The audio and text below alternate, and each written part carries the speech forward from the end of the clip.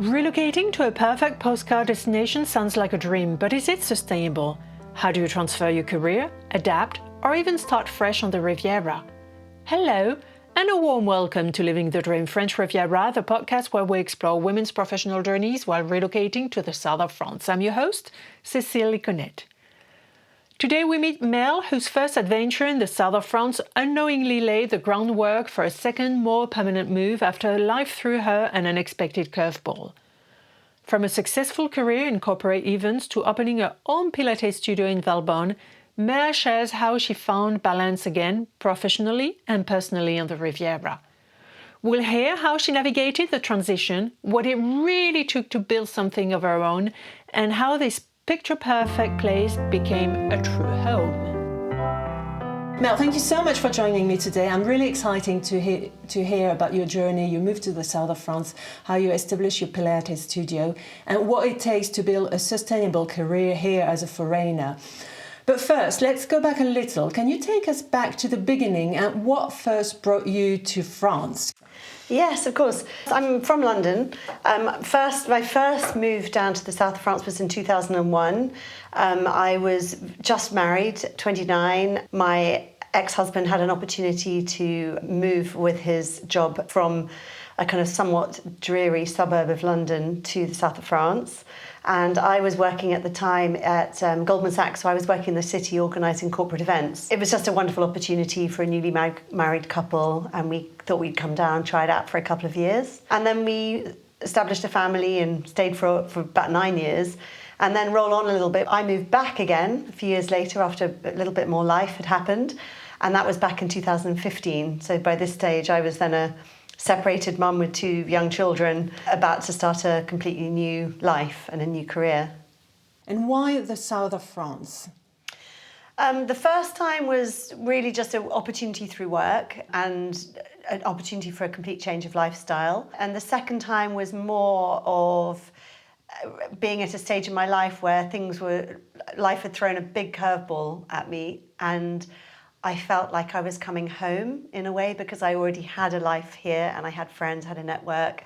So it was a very different experience coming back because I knew what I was coming back to, whereas the first time it was all new and exciting in a different way. Second time was more familiar. I suppose the first time you were picturing your future life in a way, but the second time it was different. And how is your life different now from what you picture the first time and what you picture the second time? Very different, because when I first moved down here, I had just quit a job in the city. I kind of expected to go into a similar line of work here. Ended up having children, creating a slightly different life. Second time when I came back, I came back knowing the biggest priority was to get a job and get my work up and running. Whereas first time around, I was kind of more having a bit of fun and just excited about a new chapter. Second time was a very different focus because I knew I had to get up and running with the business as quick as possible.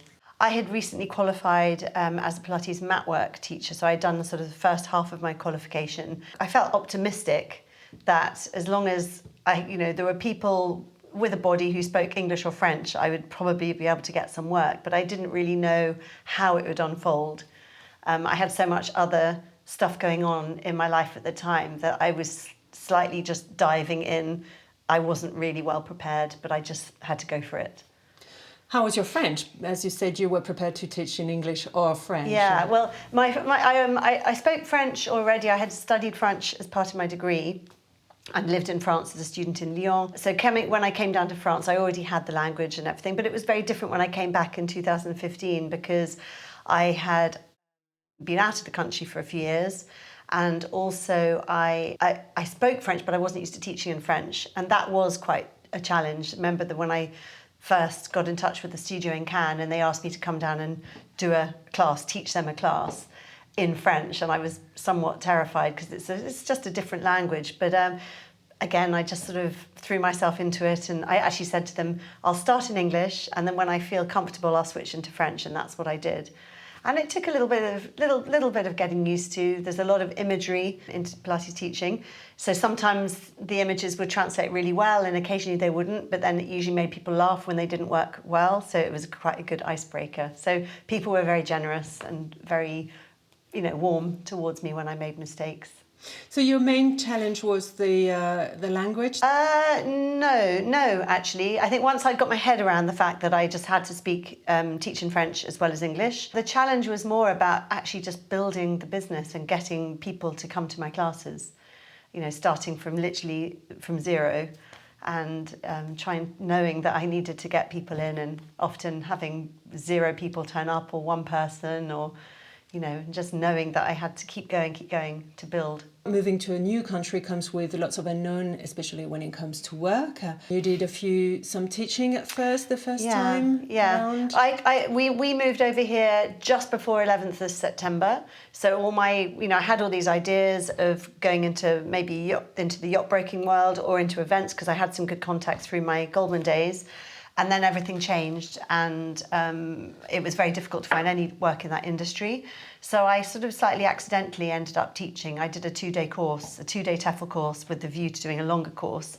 And then I had a couple of contacts, got work, and just fell into jobs, which I did for a few years, but I never really loved it. It was more just, part-time work while my kids were small, something to do, something to have income, but never really what I wanted to do. So the second time I came back, I had a goal that I really wanted to have my Pilates business. Why Pilates?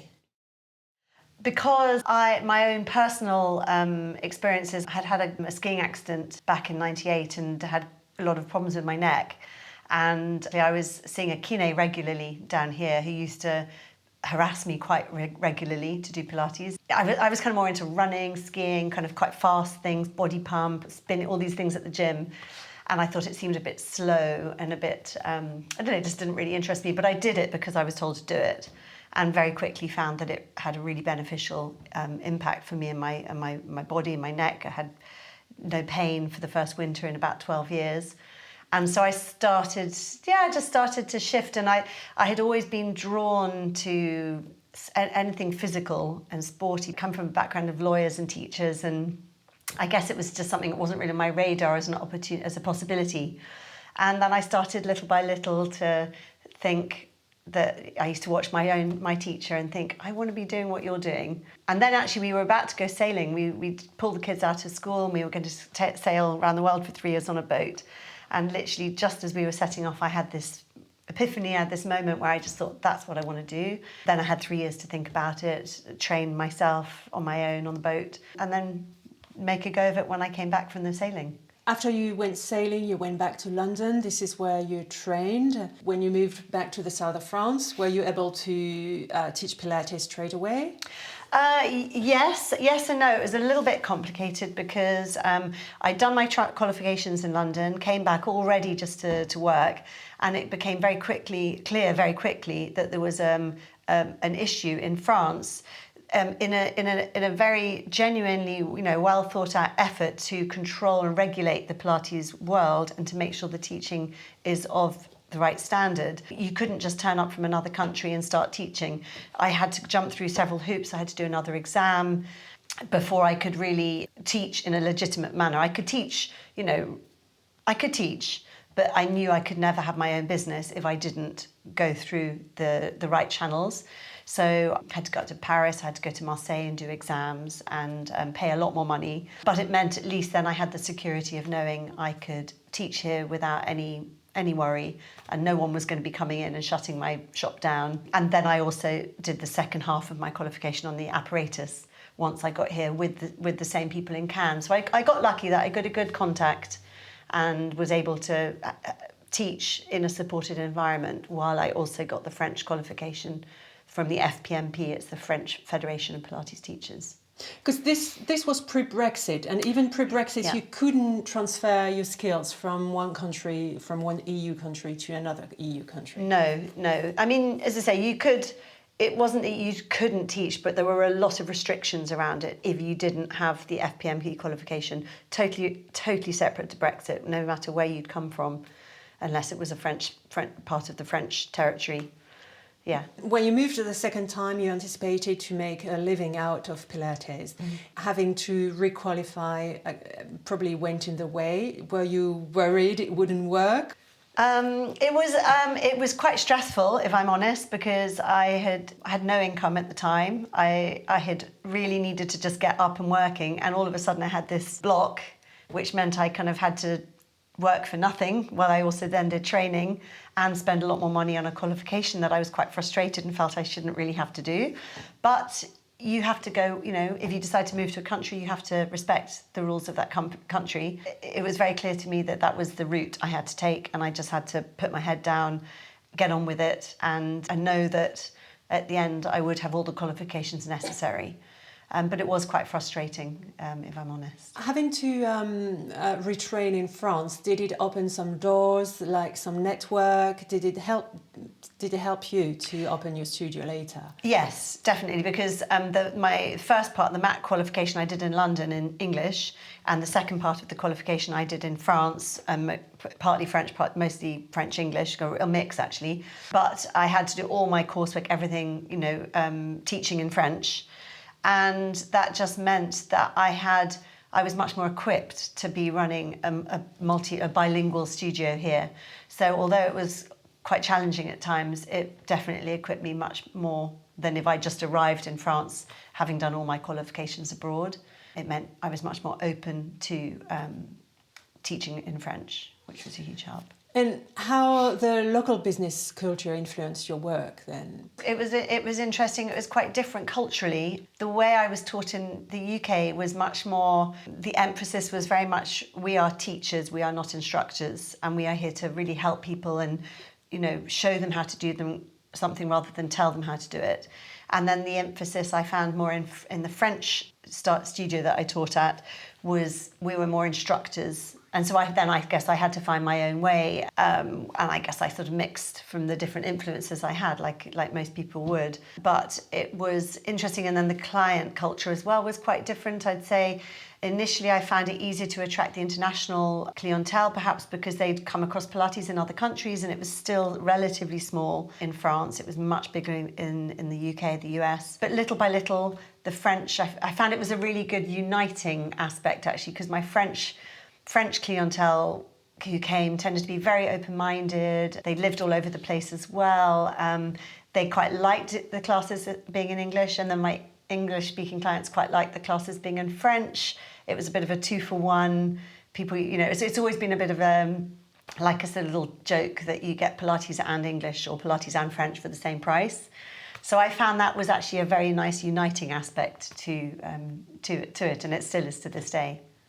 Did you have some sleepless nights? Yes, I think at the beginning, I arrived here, my life was in absolute turmoil. 2 small children, I had no idea what was going to happen.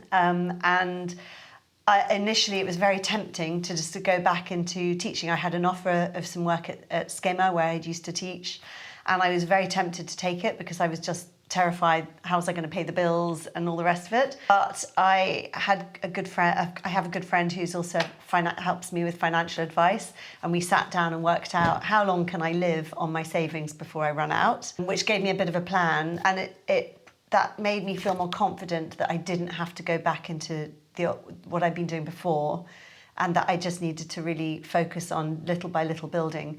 But in the early days, I had no idea that I might open a studio. I was just working from hour to hour, so I would rent the space that is actually now my studio.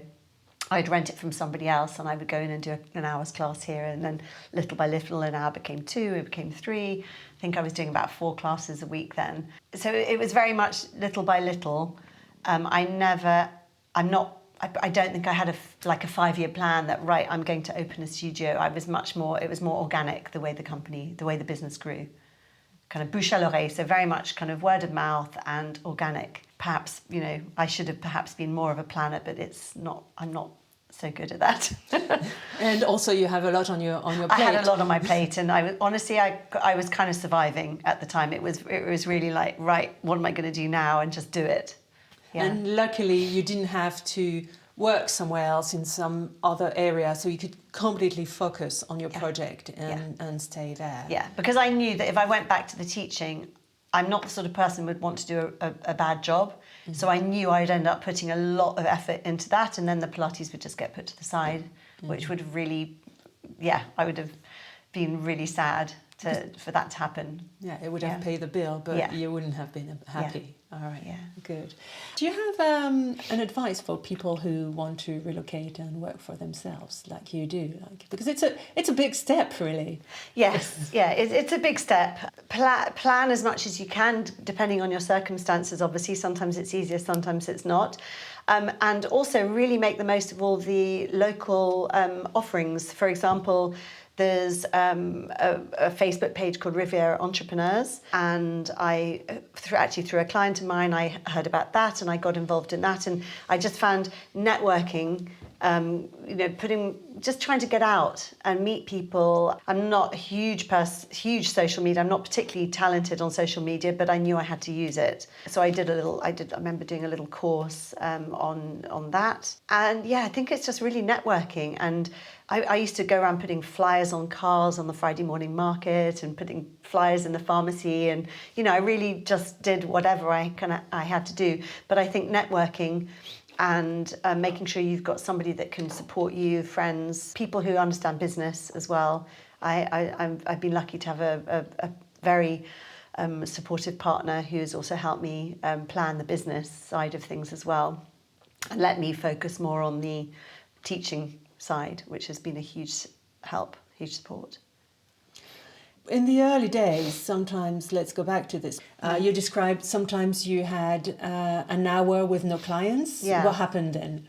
I would just, once my ego had sort of got over the slight bruising that no one had turned up, or that people would say they'd come and then didn't, the studio is so fantastically located in the heart of the village. I would just open out the doors, maybe put some music on, and I would just train.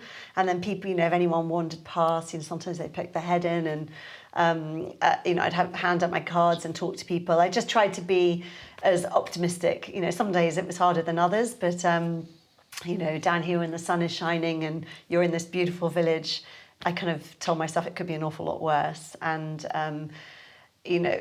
and the good things would come. You just got to keep going. And I had another very lucky break or lucky moment, I guess, in that I had these lovely clients who have a house down here, and during COVID, when they weren't able to get here, they're from Canada and Germany, they contacted me out of the blue and said, we've got this space sitting there, if you want to just move the furniture out, you can by this time I'd bought 2 reformers. They said, you can put your reformers in there. You can just go and use the space for yourself, or if you want to get away from the madhouse during COVID lockdowns. This was amazing. It was such one of those moments where I realised now, looking back, what a difference that made in terms of my moving to the next step, because it enabled me to start teaching without any pressure of money, because it was free. I could start, teaching, bringing people in. And then when the moment was then right, I was able to move and take on the responsibility of a fully paying studio, because I already had some clientele. I already had started to build that side of the business. So that again is contacts, and I guess nurturing your relationships. Relationships go both ways, and I try to always look after my clients. And it was just so lovely when my clients wanted to look after me and help me, and gave me that platform to move my business up a notch. I'm sure they have a lifelong free sessions now. Exactly. Yes. Yeah. This is really moving. Really, it was really meant to be in the way that it was, because they could have been on another side of the area, and they were right here in Valbonne where you wanted to be. Yeah. It's incredible, really. Yeah. I was walking distance, and it gave me the headspace. It enabled me to physically train, because I live in a fairly small flat. So during lockdown, I couldn't even access my equipment to train or anything. So it was just really good for me physically, mentally, emotionally, on every level, really. We've spoken about the certification, training, etc., making new clients. How did you make this official in regards to French administration? Because I suppose it was not a walk in the park. No, no, that was probably my least favourite part. And also, although we'd lived in France for 9 years before, my ex-husband had always been the one that had done all the tax declarations and all that side of things. I'd been a bit lazy and not really got involved. Very happy not to.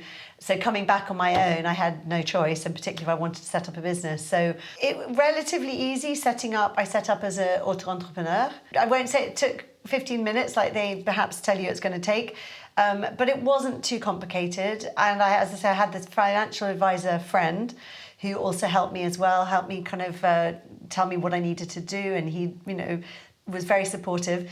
The URSSAF, that whole side of things, slightly fried my brain, and used to make the odd mistake and get very worried about it, and then doing the tax declarations. It was challenging, I won't lie.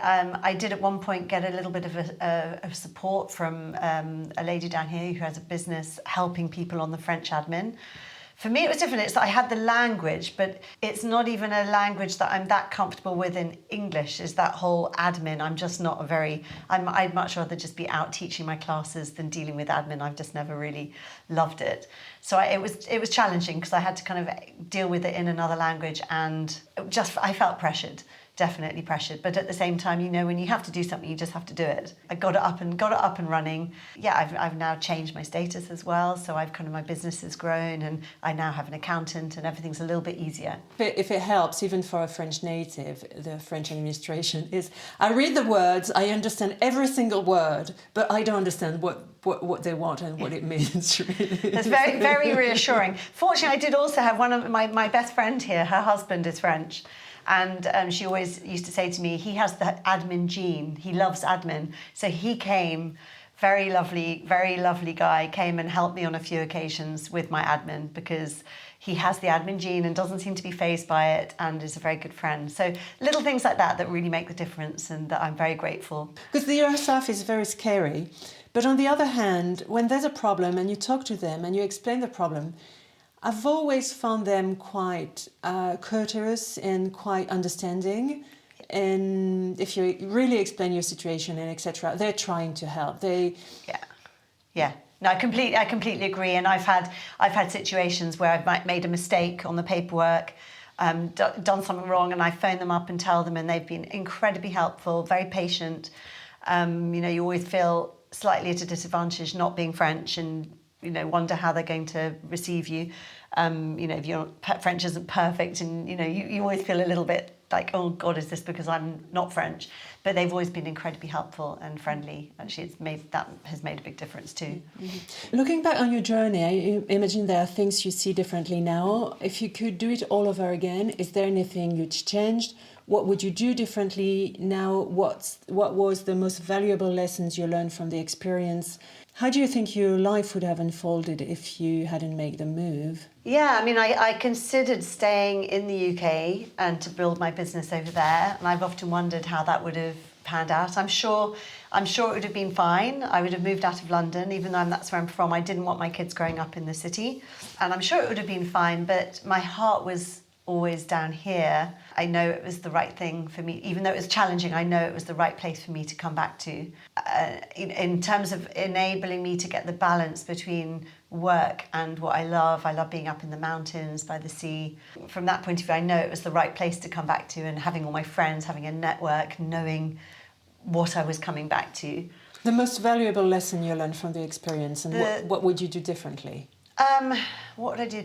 The most valuable lesson I learned is to trust in your intuition, and however scared you feel, it's like that classic feel the fear and do it anyway.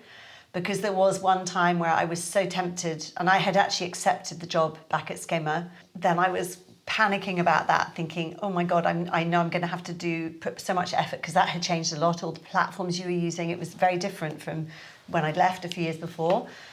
And I just, I felt really scared, but I kind of faced the fear, and I remember contacting her and saying, I'm really sorry, I don't want to let you down, but this isn't right, I can't do this. And I have to stick to my belief that it's going to work out.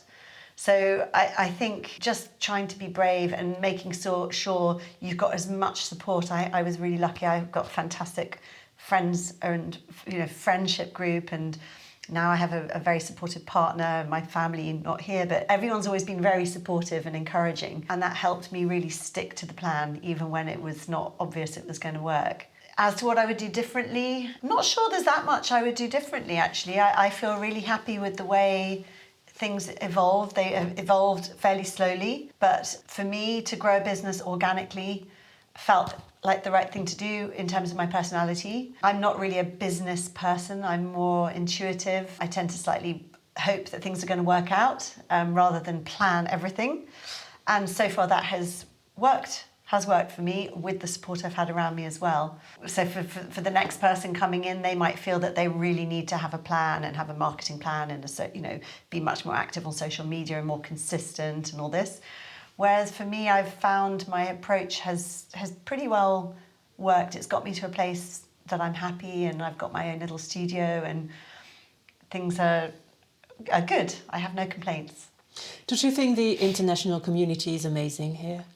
Yes, I do. I think the international community, but also the French international community. I find that there's a lot of, and if I think of most of my friends down here, there's a lot of French people from all over as well. I have French friends who are from around this area, but there's a very open attitude, I think, on the international and the French community that I've come across anyway. Yeah, incredibly supportive. I've always had a bit of a foot in the expat camp, but a foot in the French camp, because I've always been a Francophile, and I'm lucky I speak the language. And I guess my first time around in France, I was slightly more out of that expat circle because I didn't need that circle for my work. And I was living in Nice, so it was slightly different. Whereas this time around, I've been incredibly appreciative of being able to be part of both communities. And it's fun. People are fun, and people love it down here. And, we're very, very fortunate to live in such an amazing place. Definitely, definitely. Oh, can you share a moment that made you feel especially proud, like I've made it, something that truly marked a success in your relocating journey? 1st of May 22, when I signed the contract and took the keys for my little studio in the heart of Valbonne. It felt like I'd come full circle, because back in 2015, it was the space that I was renting from somebody else, a yoga teacher. And over the years, I mostly taught in there, but I had taught in other places as well.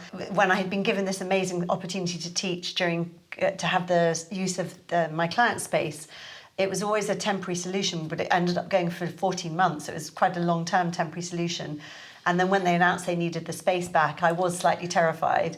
And then put out a message on Facebook and got the owner of the studio. Her children had been at maternelle with my kids, and she contacted me and said, the studio is available. And it just felt like it was my destiny, because I'd been there and I'd kind of come full circle, and then it was my little studio to take on. So that was really, really very special. And that's now been almost 3 years now. And how's your French now? My French is pretty good. I still have a bit of an accent, obviously. I still make mistakes, as my children love to correct me on. But my French is absolutely fine. I'm very happy teaching in French and English. Yeah, it's completely fine. I'm again lucky, because that does make everything so much easier if you're happy to switch between one and the other. When you teach to your clients, international and French clients, do you see a difference? Do they expect the same from their sessions? Yeah, I don't feel that there's a huge difference. As I said, I found the international community perhaps more accessible at the beginning, but I find that the French clientele has been very, once they come to your class and they like them, they're very loyal. And they're very committed. So I found, quite a lot of my French clients have really been with me for years and years now. But then actually so have some of my English ones, so I don't know. But I think I've just found everyone's very open-hearted, open-minded. The way I teach, I like there to be a bit humour and fun as well as hard work. It hasn't been I wouldn't say a dramatic difference, particularly in Valbonne. Maybe more of a difference in Cannes. Yeah, that was my next question, because you've lived in Nice, you've taught in Cannes and taught and lived in Valbonne. What's the difference between the coastal, larger towns and the small, Valbonne is not that small, but it's still a village. Yeah. It's more personal. So, even when I've been down and done Pilates classes, not teaching them, but actually just attended classes in Nice, for example, and you tend to be in bigger, slightly less personal environment, whereas in the village, and I guess I only have 3 reformers, so you've got a very personal environment. And because it's the village, lots of people know each other. It's just really friendly, whereas I didn't feel that in Cannes so much, but that's partly because I didn't live in Cannes. And I wasn't a Cannoise. It was fine, it was lovely, but I was also more of a new teacher, whereas now I feel like I found my feet, I've got more confidence. So I guess I'm probably teaching differently than I was back then too.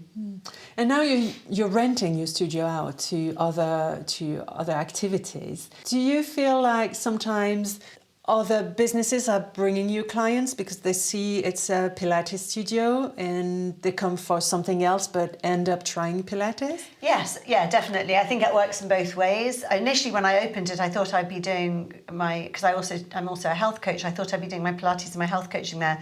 It became quite clear quite quickly that actually I really wanted to create a collaborative environment with, for me, anything that relates to well-being.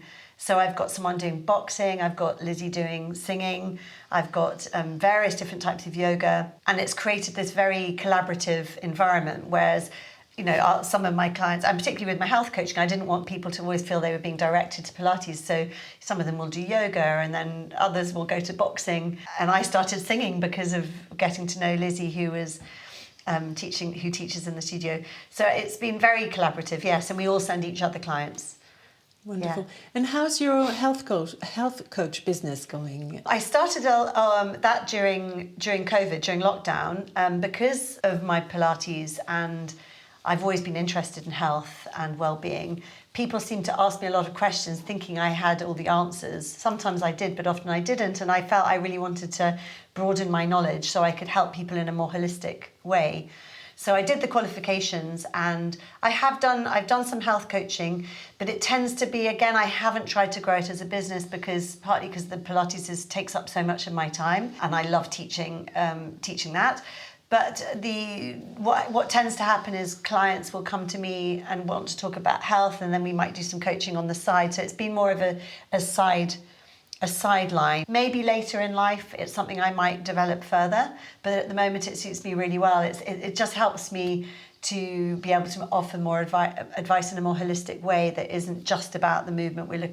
I'm able to help people with their issues with stress and sleep issues, and if I think they could benefit more from some breathing exercises, I can bring more things in. So it's just been a more holistic way to look at health rather than just focusing on the movement angle. So I've loved it from that point of view, but I don't do lots of health coaching professionally at the moment. I'm interviewing a few women like you, obviously, as is the purpose of the podcast, and quite many have retrained into some health business. Do you think that we women, we choose a first career, because what's available to us through our studies and through our families and through how we grew up, and then we learn about life and actually choose what we really want to do? Yeah. 100%, totally, and that's exactly what happened to me. I went into the events business, and previous to that, I was in the music, organising orchestral tours. I kind of had all these admin jobs that were kind of fun, but I just fell into jobs, and I had some great opportunities and experiences, but I feel with my second major career, it was actually really choosing, this is what I want to do, and it reflected where I was in my own life. And I feel that my teaching, what I'm doing even over the last 10 years has changed as I've changed. As a woman, I'm going in your 40s, into your sort of early 50s, everything's changed in your body, your life, your kids are growing up, they're leaving home. We're all evolving all the time. And I feel that's definitely changed my teaching style, probably the people I attract, because we are always evolving. And I think it's a really rich opportunity that we have to keep reinventing ourselves and not to feel that we're stuck in just because we did that when we were 30 doesn't mean when we're 50. And I think, I speak for myself, the health and wellness, I just want to age as best I can and be as healthy as I can. So I love working in an industry where that's my focus, because it gives me something valuable, and I hope gives all the people I work with something valuable. And that's what I really wanted out of it, was to be able to give back. Before we wrap up, let's talk about the Riviera itself. It's a place that captures the imagination of so many people around the world. But what's it really like to live here? Would you say life on the French Riviera is as glamorous as people imagine? I think it is, yes, definitely is. But I also think you can dip in and out of it. I think, for example, in the summer months, when it gets really crazy busy with all these people flocking to the south of France, that's when you're more likely to find me hiking up in the mountains, just getting away from all that. But what I love is, like in May or June or September, I love taking a day and going to a private beach and just enjoying that whole sort of Côte d'Azur lifestyle, or having a nice apéro on the beach in the evening. I guess I tend to sort of like it more off-season, because obviously it draws a lot of people to the area. But I think you can dip in as much or as little as you like. And we're so lucky, we have all these amazing festivals, and down in the Nice Jazz Festival, the Joint Les Pins, we have these incredible events, which is all part of that whole Côte d'Azur lifestyle. And I try to make sure I actually do take part, because it's very easy when you're working and living somewhere just to kind of be on your little narrow road. But I try, and with my partner, we love going down and participating in all the different things that are on offer as well, but particularly when it's off season. And especially when you're sure that it will be dry and sunny. Exactly, yes. If you had to pick one spot that truly represents the essence of the region, what would it be? Well, one spot or two. There are two for me. One is the Promenade des Anglais in Nice. Maybe that's because that's where we first arrived. When we first came to Nice in 2001, it absolutely blew my mind. I couldn't believe how completely beautiful it was. The colours are just out of this world. And I used to love rollerblading up and down the promenade, so that's still somewhere that I go back to, and I go down with my rollerblades occasionally. And then on the other side of it is the Presqu'île de Gien near Hyères. That's somewhere my partner and I go. We always go there in sort of January, February, March in the winter, and it's just completely beautiful. It's always off season. I like these places when it's off season, when you haven't got all the crowds and you've got a more rugged, it feels a little bit wilder. It's often windy, you get blown around, and it's a little bit more rugged walking, so it's kind of fun. It's less manicured than, for example, the Cap d'Antibes, which is beautiful, does tend to be it's all footpaths everywhere. Whereas I love going down to the Presqu'île just to kind of get away from it, but also be close to home, and just love being down there. And isn't the water crystal clear? Oh, yes. It's incredible, isn't the water's beautifully clear, and you can swim. And we don't tend to swim there so much in the winter, but in the spring, definitely, yeah. So the Promenade des Anglais would be your iconic place, and the Presqu'île de Gien would be your hidden gem and your favourite spot. Yes, yeah, definitely. Wonderful. Looking ahead, how do you see the region evolving, both in terms of business opportunity and cultural life? I think it is a very multicultural, very rich area in terms of there's so many different things on offer. From a business point of view, I guess I'm coming from it from the sort of the health and wellness angle, and I do think it's definitely developed over the years. It's got bigger and bigger, but that might also be because I'm part of it. I notice it more. Whereas I'd say when I first came down here, there was only one Pilates studio in Nice, for example, and you could only do private classes. And now I feel that the whole health and wellness sphere is huge. It's massive. So I guess for me, I'm more aware of the changes in that industry. Thank you so much for sharing your stories today. It's been really fascinating and inspiring to hear about your journey and how you built your studio here. I really appreciate your time and insight. Thank you. Well, thank you very much for having me. It's been really a fascinating conversation. Thank you.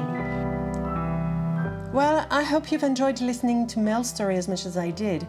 If so, please subscribe, leave a review and follow us on social media or visit our website, livingthedreampodcast.com. It really makes a difference and helps others discover the show. And if Mel's story inspired you, don't stop here. There are more episodes featuring women who have built meaningful careers and lives in the south of France. And if you'd like to support my work, you'll also find a link there to help me creating new episodes of Living the Dream. A heartfelt thank you to Claire Long, whose music adds warmth and emotion to every episode. I'm Cécile Liconnet, and I'll be back soon with another glimpse into life on the French Riviera.